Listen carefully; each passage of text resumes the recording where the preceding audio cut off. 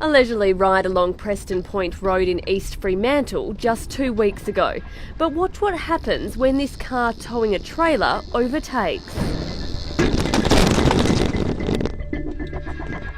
It's been less than a year since the 1 metre rule was introduced, and while many claim it's making a difference, accidents and close calls are still being caught on cycle cams across Perth. It just demonstrates just how vulnerable cyclists are on our roads.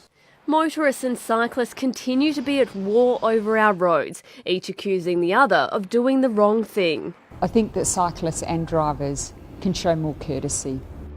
Last night, a cyclist spent the night in hospital after colliding with a car in Osborne Park. Witnesses claim the cyclist ran a red light. I'm glad that in those incidents that no one has been killed.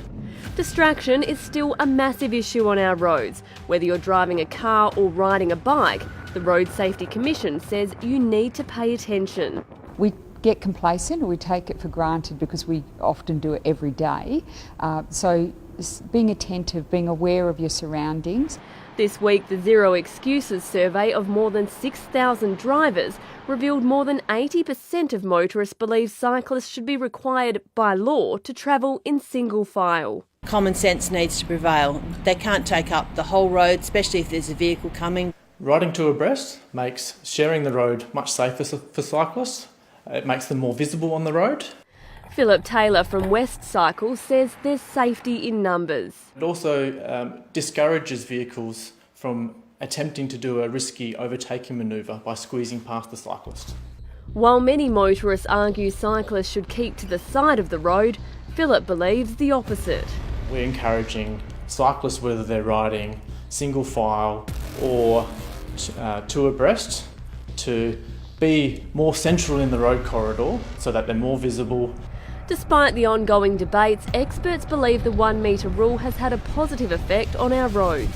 Generally speaking, I think the 1 metre rule is working. It's making people feel more comfortable. But while most cars remember to keep their distance, some forget about the trailers and boats they're towing. Definitely didn't see it coming in this case.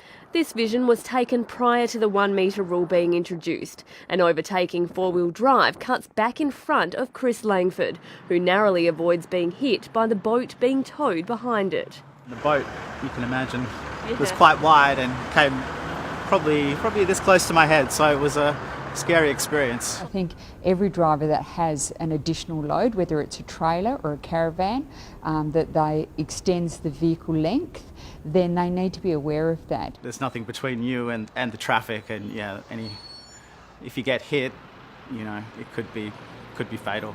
With issues on both sides of the fence and no easy solution, experts are calling on cyclists and motorists to show some mutual respect. The reality is we have to share the roads, and at the end of the day we all want to get back to our families safe.